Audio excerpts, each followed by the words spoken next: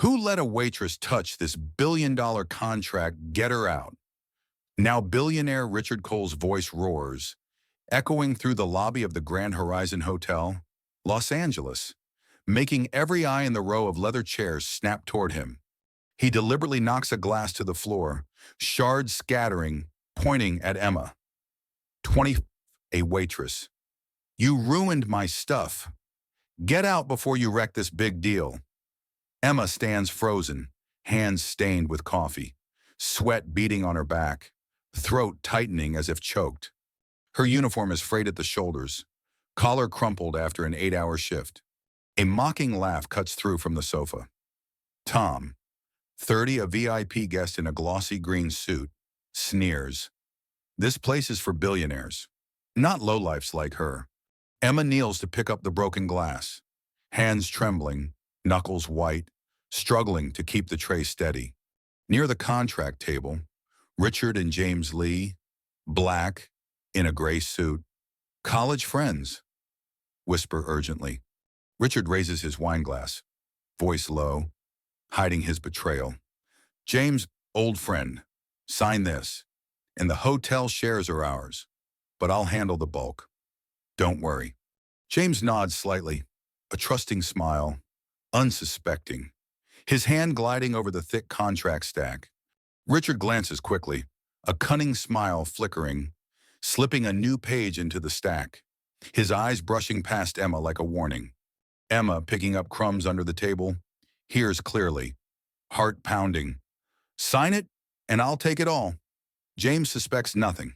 Margaret, 60, a VIP guest in a white dress, pearl ring, snaps her fingers at Emma like an object. Hey, you, hurry up. Don't slow us down. Manager Laura, 38, black hair, gray suit, steps forward, voice cold. Emma, don't make trouble. You know the consequences. Emma bites her lip, tears welling, but her eyes flash with defiance. No one notices this small girl, but she just overheard the betrayal between two billionaire best friends. A billion-dollar contract is about to change hands, and Emma, the despised waitress, holds the key to topple an empire. In just 7 minutes, she'll make the Grand Horizon lobby never forget her name. Have you ever been seen as invisible because of your job or appearance? Comment your city below and hit subscribe to catch the biggest shock about courage, injustice, and the journey of redemption from the lowest person in this powerful room. Emma stepped back from table 9, her eyes still fixed on the paper Richard had just slipped into the stack of contracts. But she had no time to think. A sharp voice cut in. What are you still standing there for? Laura, the night shift manager, strode up, her heels striking the floor like a warning. Laura didn't wait for Emma to answer. She glanced at her watch. You have exactly 30 seconds to get out of my sight. If not, don't bother clocking in tomorrow. Emma gave a small nod, turning away, but a sharp snap of fingers pulled her right back. Margaret, in a white dress and pearl ring, pointed to her table. Where's my coffee? I ordered it 7 minutes ago. Or are you modeling instead of serving? Light laughter rippled around the table. Emma's face flushed deep red as she rushed back to the counter. Her hand trembled, pouring the coffee. So hot it splashed onto her skin, making her flinch. A bright red burn bloomed on her hand, but she didn't stop. As she returned with the cup, Tom, the live streamer in a shiny blue suit, already had his phone up. Hey folks, welcome to Grand Horizon, where 5-star service is a joke. Look, she almost dropped the tray again. Emma heard every word. Her face went pale, but she didn't flinch, only placed the cup gently on Margaret's table, steady, precise, aligned perfectly. At last, she did something right, Margaret said, without looking up. Tom clicked his tongue. Too bad. I was hoping for more drama. He turned his camera toward the contract table. Emma turned away. In her eyes, the crystal chandelier shimmered. But it didn't blind more than the shame she just swallowed. At the contract table, Richard leaned in toward James. Sign it tonight, my old friend. By tomorrow, Grand Horizon will be ours. James smiled faintly, unaware of Richard's sideways glance toward Laura. Standing silently near the bar, her gaze unreadable, Emma glanced back just in time to see a paper slip from the edge of the table and fall at her feet. Just one look, and she knew. This wasn't an ordinary contract. Unbold red lines stood out: preferential share transfer, non-retractable.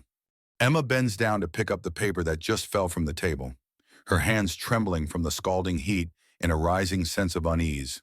The red text preferred share transfer, non-refundable, cuts into her eyes like a knife. She doesn't fully grasp its meaning, but her gut screams, this isn't an ordinary document. Give it here. Laura's voice rings out behind her. She extends her hand, her eyes as if she knows exactly what Emma is holding. Emma hesitates briefly, then hands over the paper, her gaze locked on Laura. Laura takes it, glances quickly, and smiles. It's not important. Do your job.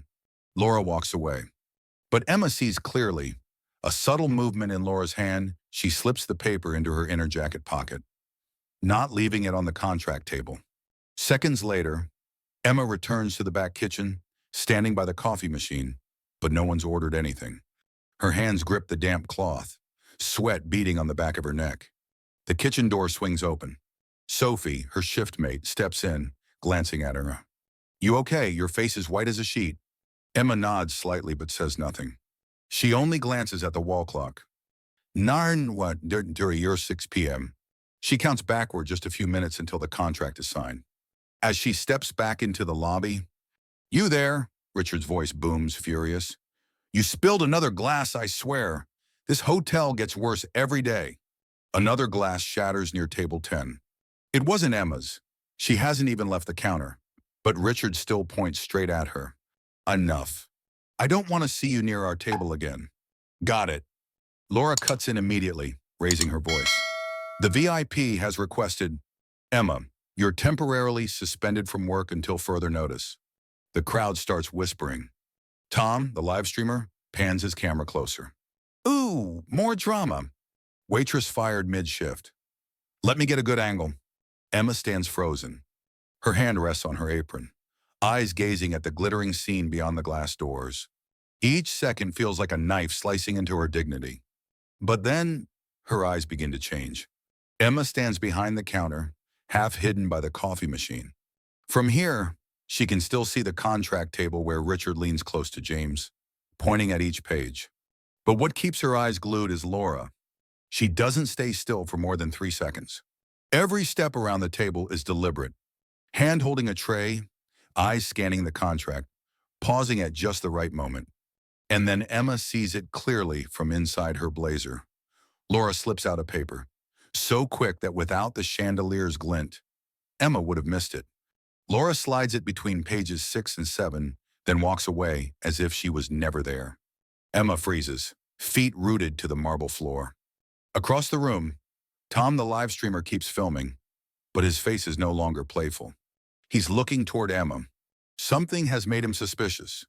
Emma takes a deep breath, wipes her hands on her apron, and steps slowly toward the left side of the lobby where a large mirror hangs between 2 marble columns. In the reflection, she sees the whole scene: James flipping to the final page, Laura turning away, Richard sipping his wine like he's waiting for the kill. Emma takes 2 more steps, pressing her back against the wall. A gust of cold air from the AC makes her sweat-soaked shirt cling to her skin. She doesn't fully understand the content, but that paper wasn't in the original stack. Laura says nothing. Richard pushes James too fast. Each person's move, perfectly synchronized, eerily so. Emma's eyes lock on every motion, ears straining. Each click of Laura's heels on the floor sounds like a countdown. At that moment, Margaret leaves her table, passing where Laura just stood. She glances down, noticing a wine glass tilted on the tray, a paper's edge sticking out from the contract. Her eyes soften briefly. Emma and Margaret, 2 people from different worlds, but in that moment, they share a look. They sense something wrong smoldering in this cold room. Laura returns to the table, unaware of the eyes behind her. Emma slips back to the counter's corner, one hand on her apron's edge, her palm drenched in sweat. 9 p.m. 1 minute before the signing, the sound of a glass breaking a second time echoes through the Grand Horizon lobby, this time crashing right at Emma's feet. Coffee splashes onto her skirt, scalding her thigh. All eyes turn to her, Richard stands abruptly, his voice harsh. You spilled again. You've been lurking and eavesdropping, and now you're sabotaging the negotiation table. I've been too lenient. Laura steps forward, her voice calm but firm. Emma, you're officially suspended. I'll deal with HR after the shift. Now, get out of the lobby. Immediately, Emma doesn't react. She just bends down, cleaning the broken glass, one hand trembling violently. As her fingers brush the table's edge, a coffee-stained scrap of paper slides down near her foot. She quietly picks it up, no one notices. The paper is slightly crumpled, its edge folded. She slips it into her apron pocket, stands up, eyes fixed on Richard. What are you still standing there for? Richard shouts. You're not fit to serve in this place, Margaret whispers, almost inaudible. That's too much. Tom the live streamer zooms his camera in, his voice low but steady. Things are heating up. Fired mid-shift. Let me get this shot. A security guard steps forward, about to touch Emma's arm, but she's already turned away. She walks straight to the door, coffee still dripping from her skirt onto the tiled floor. She doesn't wipe it. One hand stays in her apron pocket, gripping the damp paper tightly. The hotel door opens.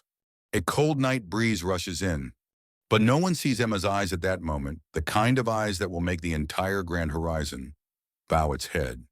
Emma stands outside the lobby, no longer a waitress, but the paper in her hand is about to shatter the empire of those who look down on her. The night breeze slaps Emma's face like a cold lash.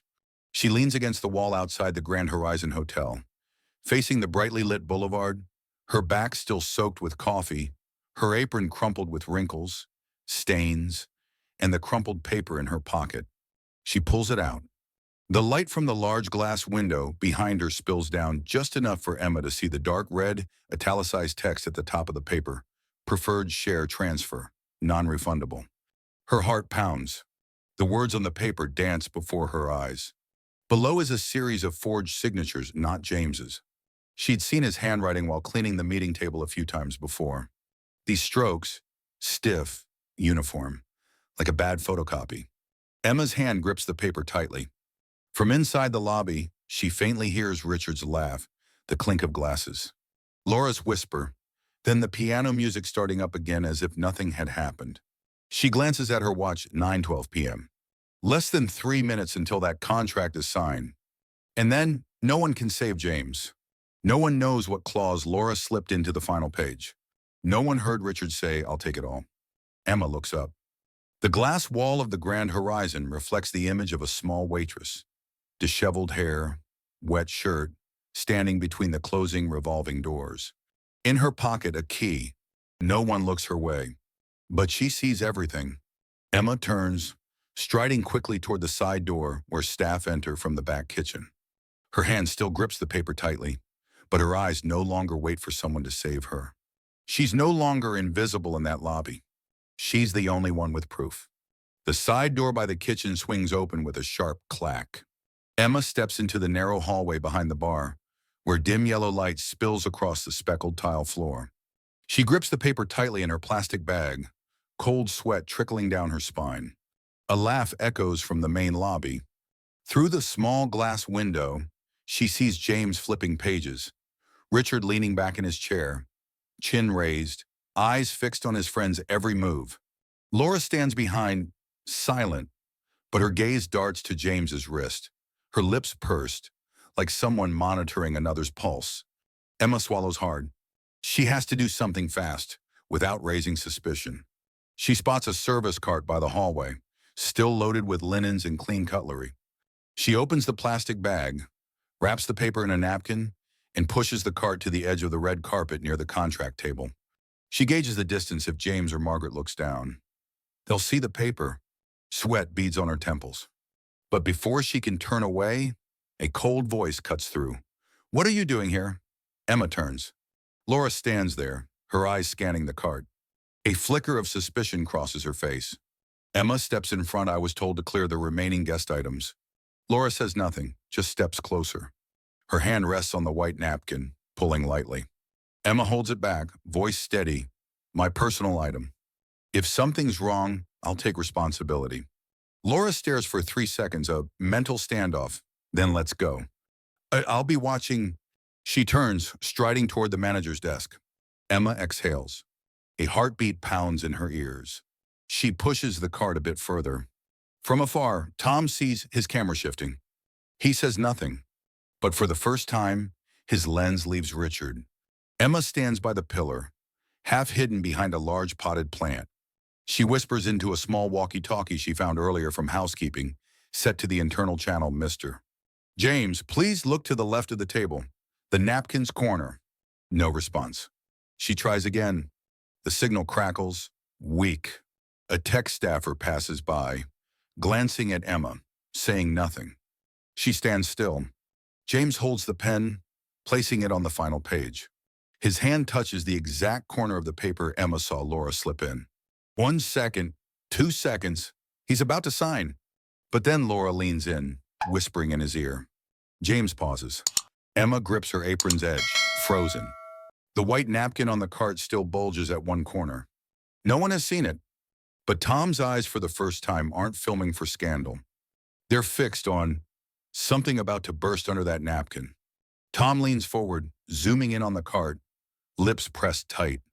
He doesn't know what's under the white napkin, but Emma's movements aren't random.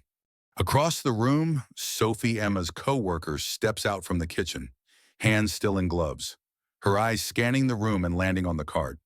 She walks over, standing close to Emma, whispering, "What's going on?"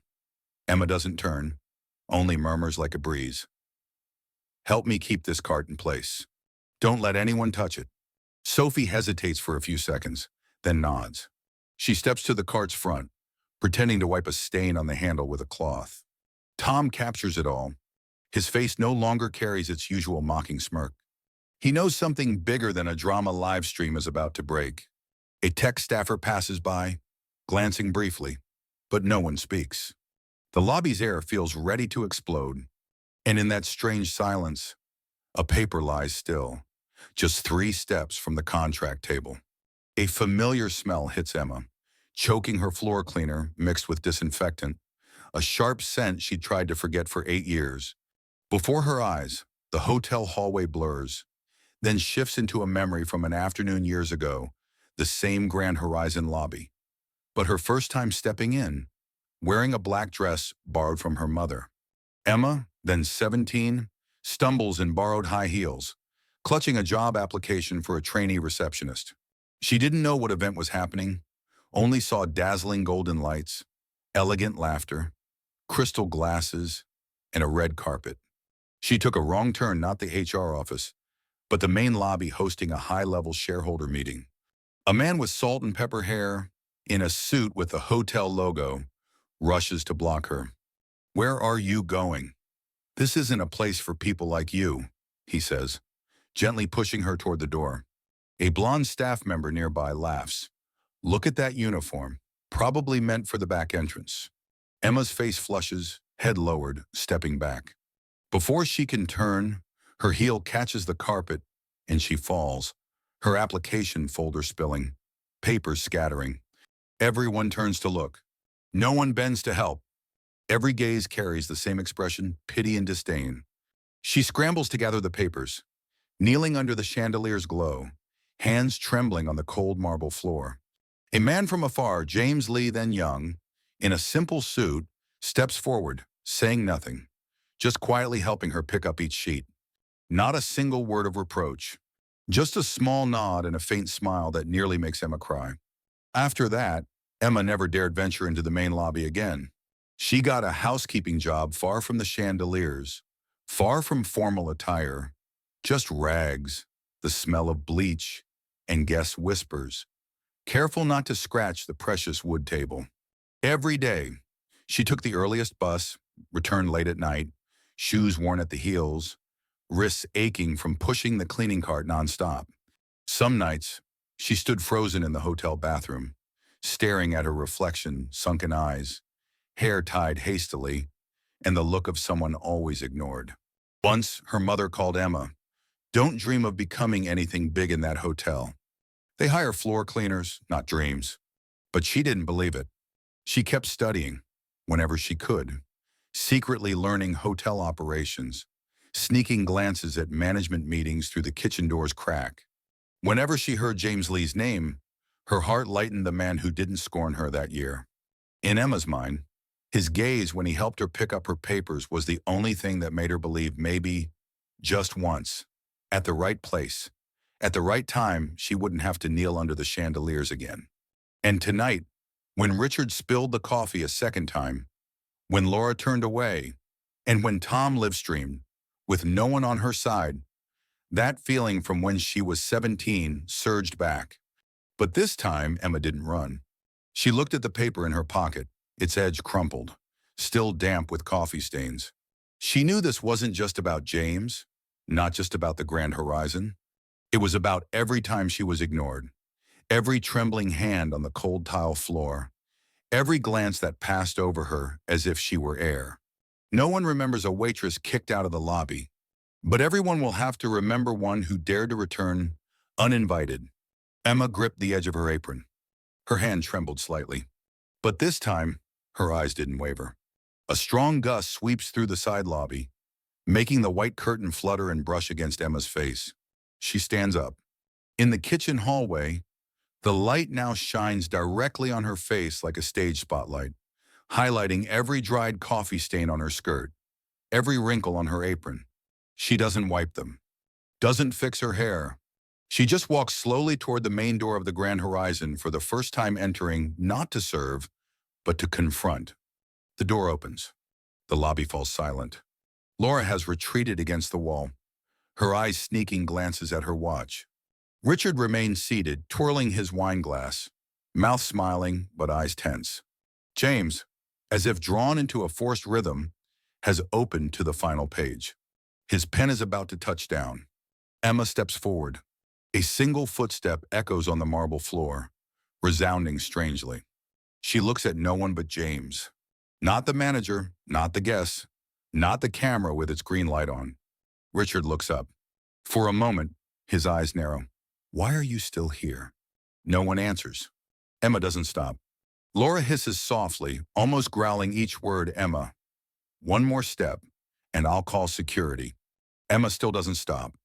Tom, still filming, steps back, then zooms in close. He knows something is coming, and this time, it's not drama, but an earthquake. James leans forward, looking at the paper. His hand trembles slightly. Emma stops. Just 3 steps from the table. Her voice rises, not loud, not shaky, but piercing straight into the hearts of those listening. Mr. James, please check the final page again. There's a transfer clause. I believe you didn't approve. No one speaks. Richard stands. Laura freezes. A strange silence blankets the entire lobby, as if everyone holds their breath in unison. And then, James leans down, touching the paper's edge. 1 second, 2 seconds. James touches the final page, flipping it slowly. The entire lobby seems to hold its breath. His finger stops at Appendix C, a line of fine print near the edge. Transfer of all voting rights for Grand Horizon Hotel shares, pursuant to Clause CGH. That away. He looks up. James's face, calm throughout the evening, now tightens slightly. His hand leaves the pen. His eyes shift from Richard to Laura, then back to the contract. I don't recall approving this clause. When did CGH 3A come up? His voice is steady but carries weight. Richard bursts into laughter, his tone laced with mockery.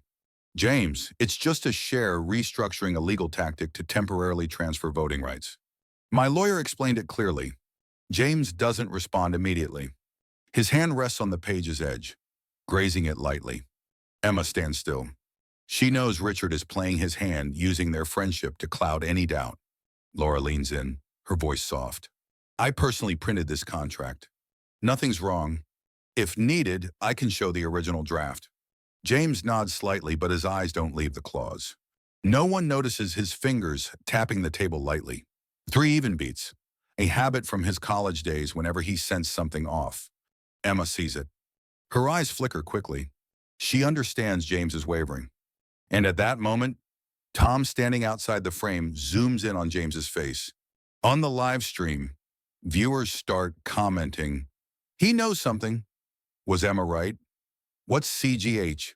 Is someone pulling a fast one? Emma grips her apron's edge.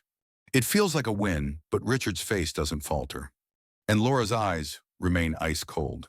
Richard stands, circling the table. His voice lowers but cuts like a knife. James, are you doubting me after all these years of doing business together? James looks at him, unflinching.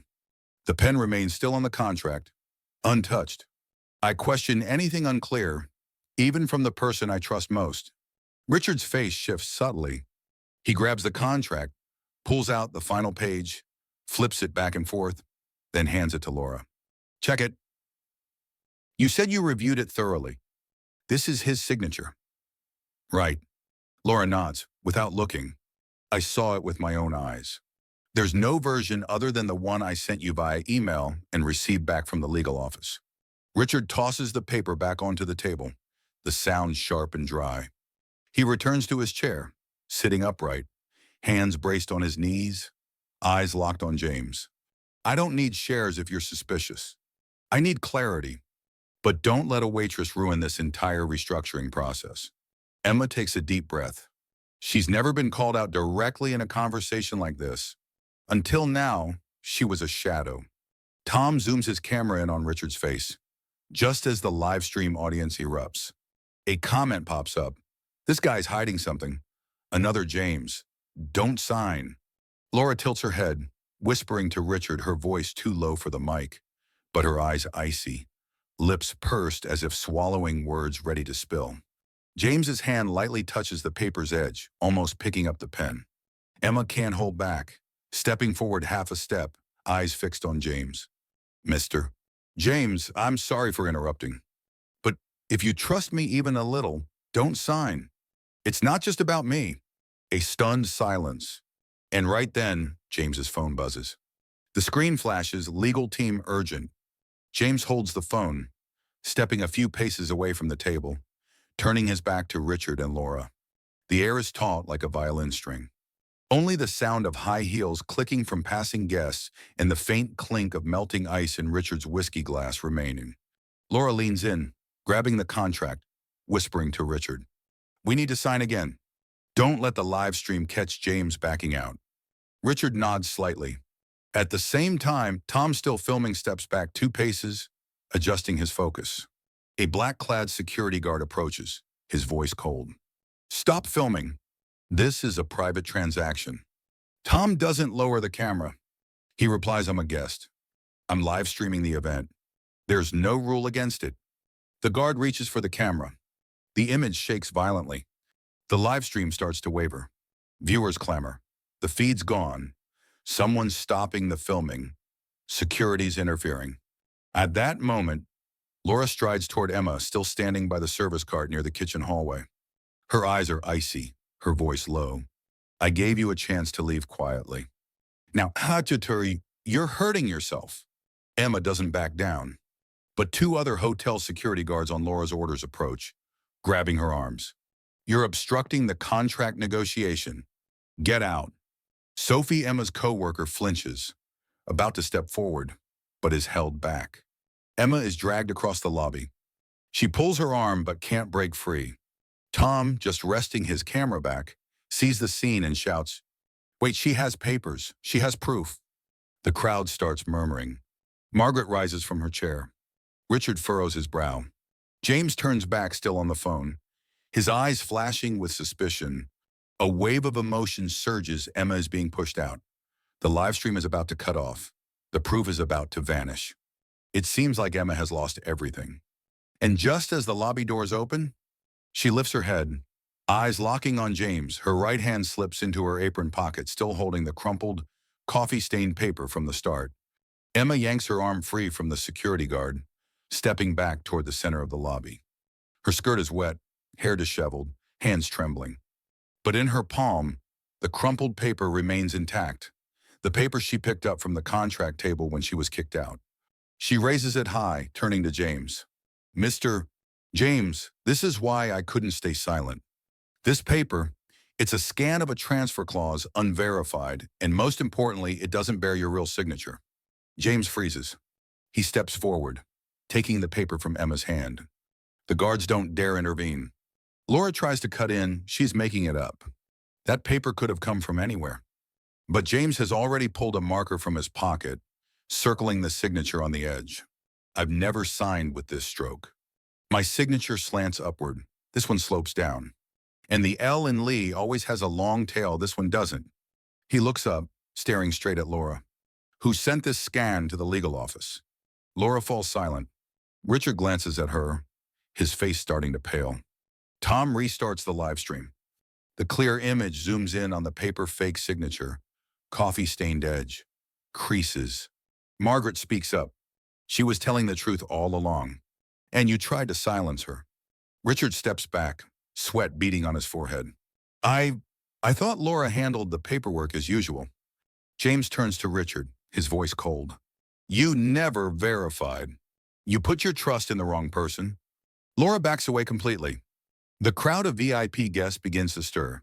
Another live streamer points their camera straight at Laura's face. Tom speaks firmly. The evidence is clear. Emma just stopped a massive share fraud, and the live stream is still on. James makes a call. Get the entire legal team here. Lock all transactions. Suspend Laura Harper immediately. The hotel's loudspeaker crackles, not for an order or announcement, but all legal staff. Emergency meeting. Transaction suspended. Lobby doors will close in 5 minutes. Emma lowers her head, eyes glistening, but this time, not from frustration. She just toppled an empire with a piece of paper no one bothered to notice. Laura stands frozen, as if turned to ice. Her once cold face now pales, a bead of sweat sliding from her temple down her neck.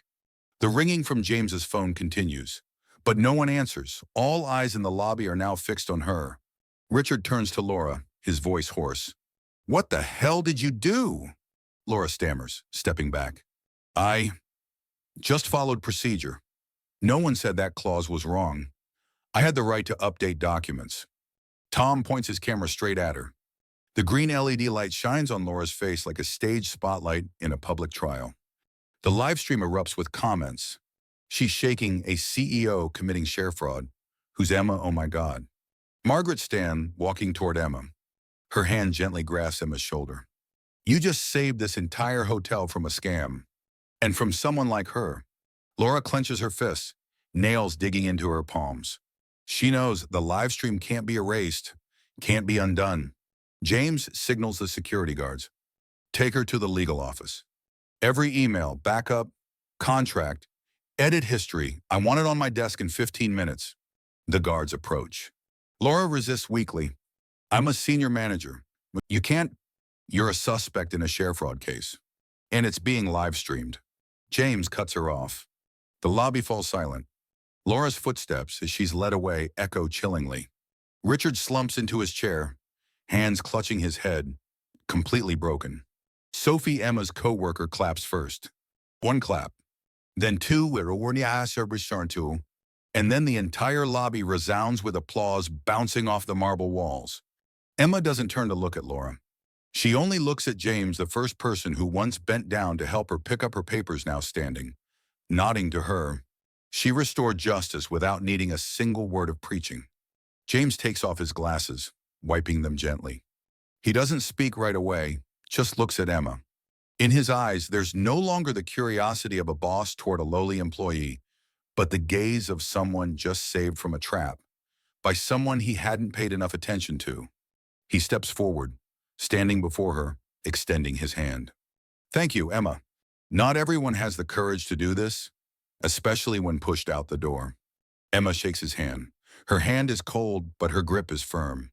Around them, the guests stand still, as if awaiting an official announcement. James turns, looking around.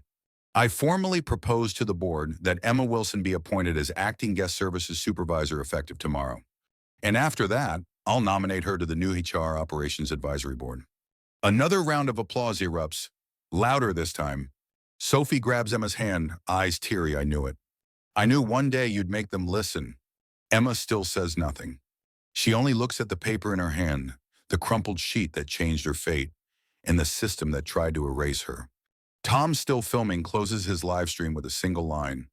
This girl was kicked out of the lobby, but now she steps up as its leader. And in a corner of the wall, where internal notices are usually posted, someone has put up a new paper boldly printed. Respect is the ultimate service. Starting today, 2 weeks later, the Grand Horizon lobby still glows brightly, but it's no longer the cold, distant place it once was. The old brass sign that read VIP guests only has been removed. In its place, a slogan printed on a white background with bold black letters hangs prominently at the front desk. Listening from the ground up. Below is James Lee's signature. Alongside a smaller line official implementation of a two-way feedback system, staff have the right to bring opinions directly to the executive board. Emma walks in no longer in an apron, but a crisp navy blue shirt, her badge reading Emma Wilson, Acting Guest Services Supervisor. She crosses the lobby, a few regular guests glancing her way, nodding in greeting. Sophie rushes over, holding a printout. Emma, the guest in room 207 wrote a thank you letter for helping find their lost suitcase yesterday. They asked to pass it directly to the board. Emma takes it, nodding. She says nothing, but her eyes shine with a new light, the light of someone who knows their voice now carries weight. A group of young staff members stand by the bulletin board, chatting. They're recruiting for a new internal advisor. Emma's been nominated. Really, from waitress to advisor, unbelievable. Emma doesn't respond, but as she passes by, she smiles. A brief smile, just enough for those who were once shadows in the system to know their time is coming. 1 month later, the Grand Horizon Hotel hosts its summer internal gathering. No expensive wine, no luxurious leather chairs, just wooden seats, a long table, and all staff sitting in one row. James Lee stands to speak. Behind him, a screen projects an image, Emma holding up the evidence paper. Light shining directly on Laura's face. The caption below reads, "Silence is no longer an option." He speaks briefly. Change doesn't start with leaders, but with those no one listens to. Today, we listen. As he steps down, Emma is called up not to speak, but to present the Catalyst for Change award to another employee, Sophie. Sophie steps up hesitantly. Her eyes well up. I never thought I could do anything big. But Emma did, and made us believe standing up is possible. The entire room rises, applauding.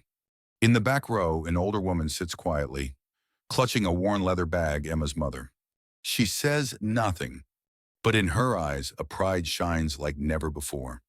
The daughter she once told, "Don't dream too high," is now making an entire system look back at itself.